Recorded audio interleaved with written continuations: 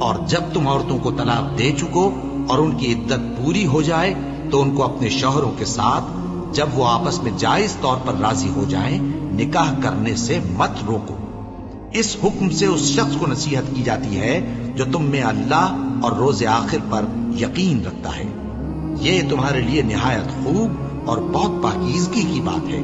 اور اللہ جانتا ہے اور تم نہیں جانتے۔ اور مائیں اپنے بچوں کو پورے 2 سال دودھ پلائیں، یہ حکم اس شخص کے لیے ہے جو پوری مدت تک دودھ پلوانا چاہے، اور دودھ پلانے والی ماؤں کا کھانا اور کپڑا دستور کے مطابق باپ کے ذمے ہوگا۔ کسی شخص کو اس کی طاقت سے زیادہ تکلیف نہیں دی جاتی، تو یاد رکھو کہ نہ تو ماں کو اس کے بچے کے سبب نقصان پہنچایا جائے اور نہ باپ کو اس کی اولاد کی وجہ سے نقصان پہنچایا جائے، اور اسی طرح نان و نفقہ بچے کے وارث کے ذمے ہے۔ اور اگر دونوں یعنی ماں باپ آپس کی رضامندی اور صلاح سے بچے کا دودھ چھڑانا چاہیں تو ان پر کچھ گناہ نہیں،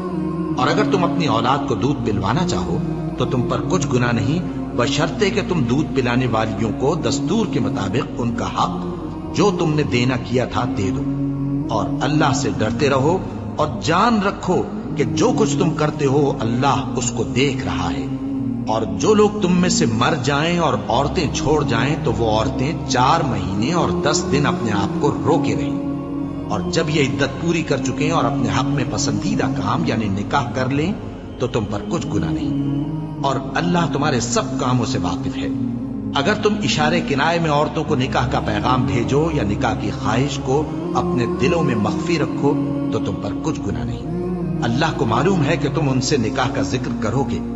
مگر ایام عدت میں اس کے سوا کے دستور کے مطابق کوئی بات کہہ دو، پوشیدہ طور پر ان سے قول و قرار نہ کرنا، اور جب تک عدت پوری نہ ہو لے نکاح کا پختہ ارادہ نہ کرنا۔ اور جان رکھو کہ جو کچھ تمہارے دلوں میں ہے اللہ کو سب معلوم ہے، تو اس سے ڈرتے رہو اور جان رکھو کہ اللہ بخشنے والا ہے، حلم والا ہے۔